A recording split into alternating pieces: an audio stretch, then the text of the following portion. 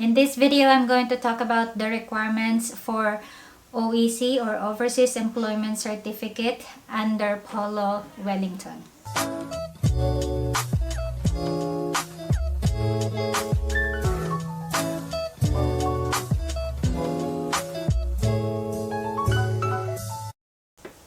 Hello everyone, it's me again, Nursai. Welcome back to my channel. If it's your first time here, make sure to subscribe and click the bell to be notified whenever I have new videos.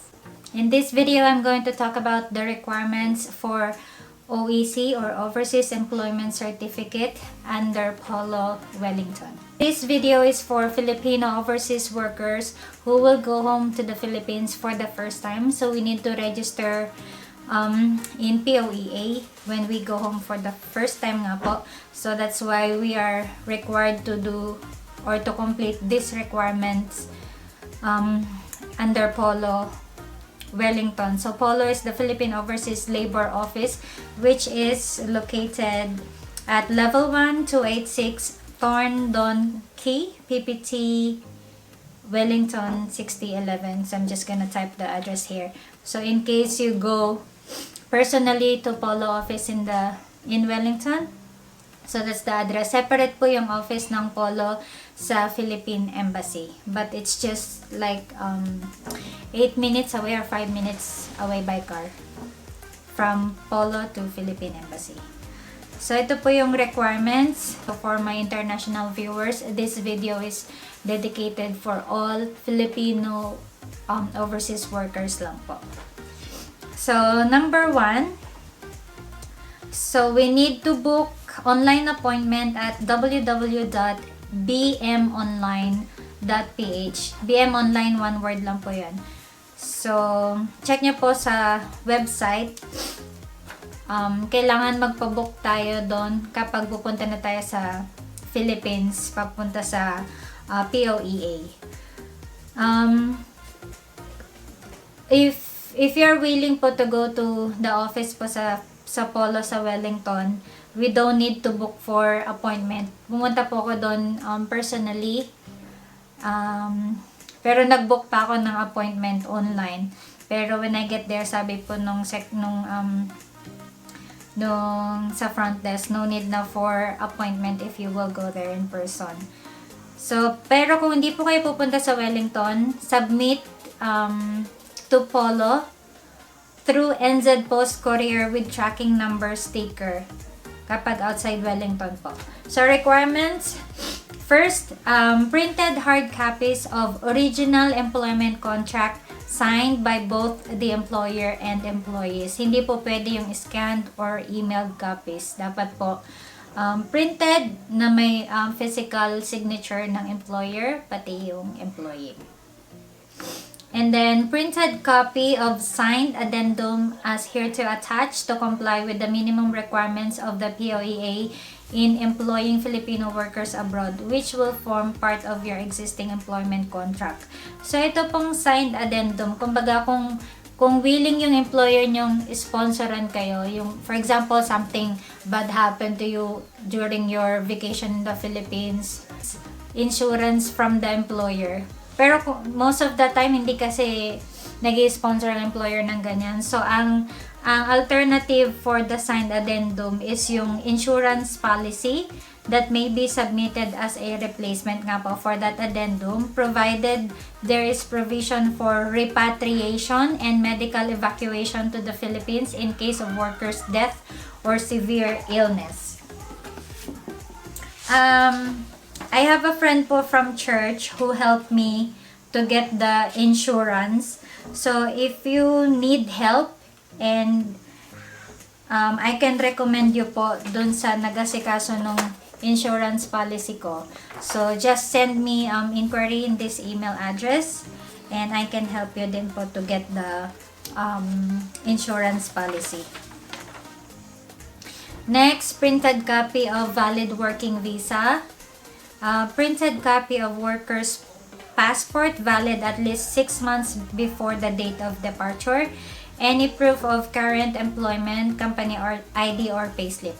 So, payslip yung ginamit ko. And then, sworn statement of the worker providing explanation on how he or she was hired by the current employer to be included for those workers who are not registered with POEA or who change employer on site.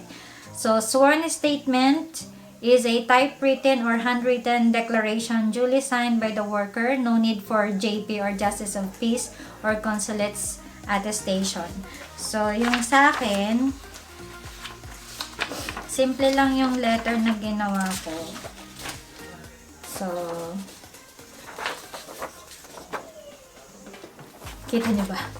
Anyway, sinabi ko lang dito, I, Sarah Ramon of legal age, Filipino, single, and a resident of Imo City, Cavite, Philippines, who is currently based in Auckland, New Zealand, hereby state that. So, kung sino yung employer, yung current employer ko, tapos ano yung job position ko, kailan ako nag-start, tapos paano ako na-hire, saan yung previous kong employment before ako na-hire sa current employer ko, i-explain nyo lang doon.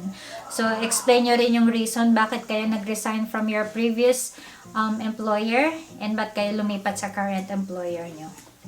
Tapos sinabi ko lang sa huli, I am executing this sworn statement to attest to the veracity of the foregoing facts and for whatever purpose this may serve. Tapos signature lang.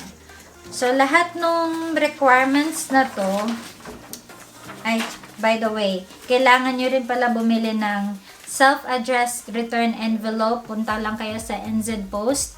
Bili kayo yung tag $4 sa ito yung binili ko. Basta yung kakasya yung size na A4.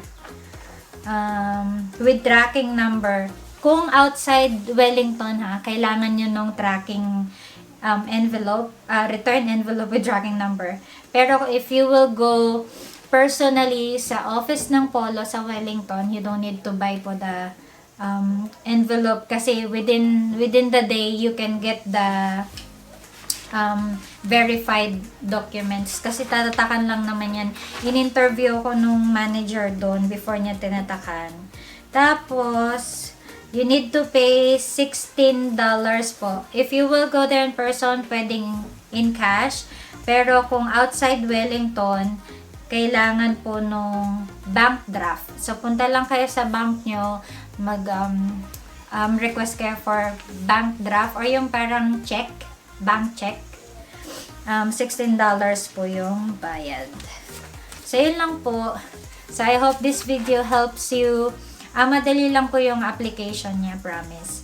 So, ang medyo crucial lang naman po dito is yung signed addendum. Kasi kung hindi willing yung employer nyong magbigay ng signed addendum kapag may nangyari sa inyo sa Philippines, kailangan nyo po talaga ng insurance policy. So, that's all. Thank you for watching. If you have any questions, leave your questions in the comment section below. So, additional po, pag nakuha na natin yung authenticated documents from POLO Wellington, so, pupunta tayo sa Philippines and we need to go to POEA, then tsaka lang po tayo makakakuha ng OEC. So dito po verification lang ng documents Pagpunta natin ng Philippines, dun lang po magbibigay ng OEC. So yung OEC po valid lang po siya for 60 days.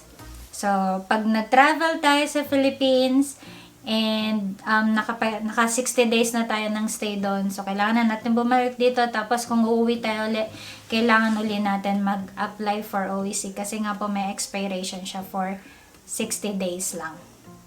But my friend from church told me na yung authenticated documents, wala daw po yung expiration. So we can still use it to apply for another OEC when we go home po ulit to the Philippines. Guys, dito yung office ng POLO 286. Malapit sa Target. So, doon yung office ng POLO. But I came here early. My appointment is at 11:50 pa. So I just came early to check the place because I don't know where to go. I'm just gonna go around sick.